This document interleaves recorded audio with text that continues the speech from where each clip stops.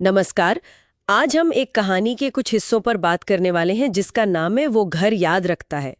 ये कहानी है 3 बहनों की, मीरा, तारा और इनाया। वो अपने भाई रोहन की मौत के 6 साल बाद अपने पुराने घर लौटती हैं। हुआ ये था कि रोहन की मौत घर के पीछे वाले कुएं में डूबने से हुई थी। सबने माना कि ये एक हादसा था, पर बहनों को ऐसा नहीं लगता। उन्हें शक है कि उनके चाचा राजीव, उन्होंने ही रोहन को मारा था, शायद जमीन जायदाद के लिए। तो वो बदला लेने के इरादे से लौटी हैं। और कहानी का मेन पॉइंट ये है कि पुराने घरों में ना यादें बस जाती हैं। बहनें इसी चीज का फायदा उठाना चाहती हैं। चलिए इस कहानी में थोड़ा और गहरा उतरते, देखते हैं क्या है इसमें। तो होता यह है कि बहनें पहुंचती हैं चाचा के घर।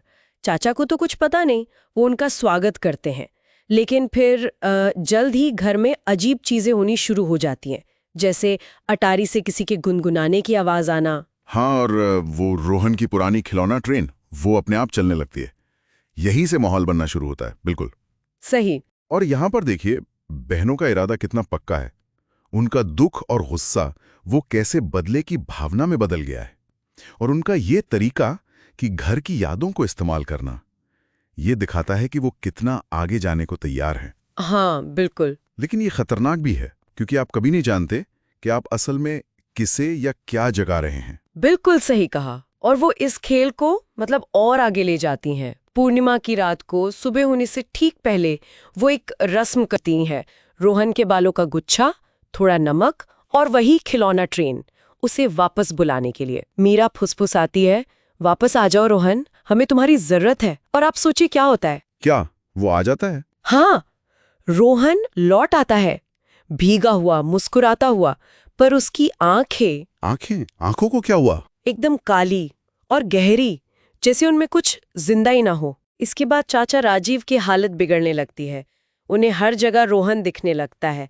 उनके कमरे में बेवजह पानी भरने लगता है।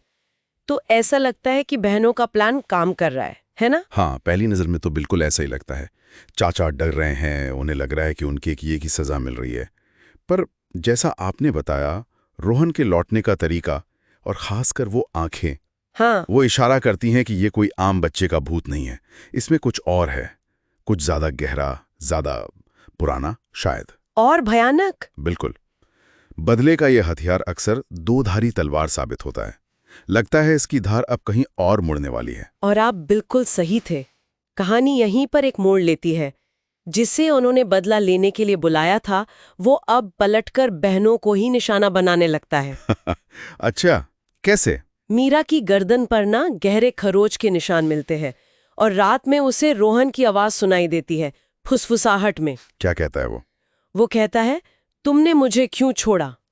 अब बताइए, मामला कितना उलझ गया है। बाप रे, ये तो कहानी का बहुत ही अहम मोड़ है। अब ये साफ हो गया है कि जिसे बुलाया गया है वो सिर्फ चाचा के पीछे नहीं पड़ा है, उसका ध्यान अब बहनों पर भी है।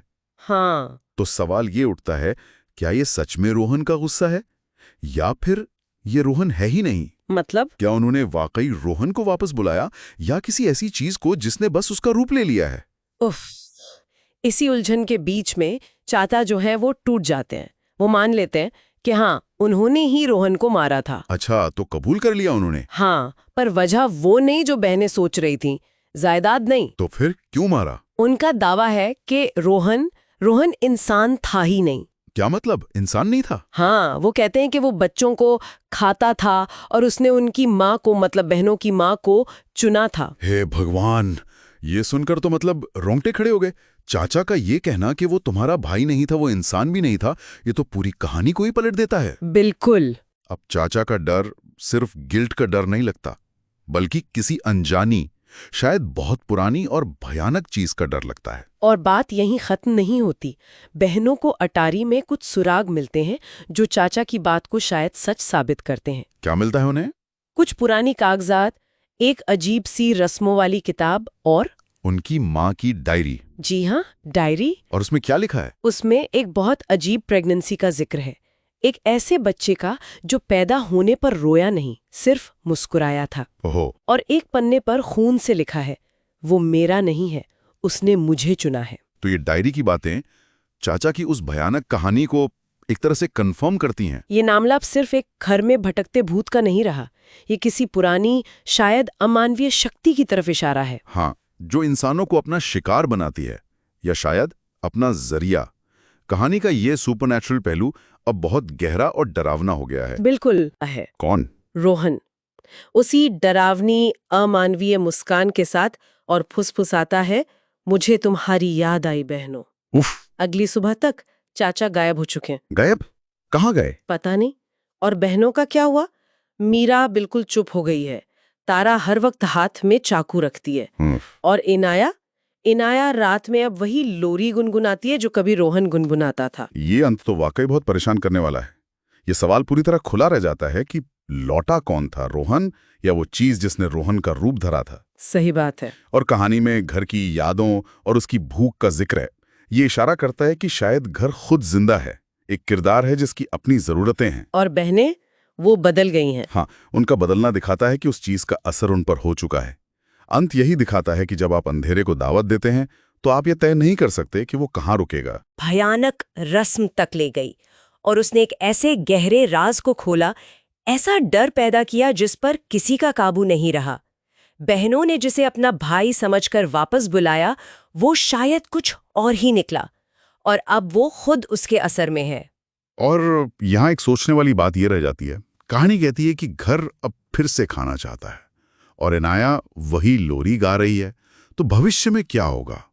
क्या बहनें अब उस शक्ति का अगला निशाना है या अनजाने में उसका माध्यम बन गई हैं? उस घर में जो याद रखता है और भूखा है, उसका अगला मेहमान कौन होगा? खैर, इस तरह की कहानियों और उनके मतलबों पर हम आगे भी चर्चा करते रहेंगे।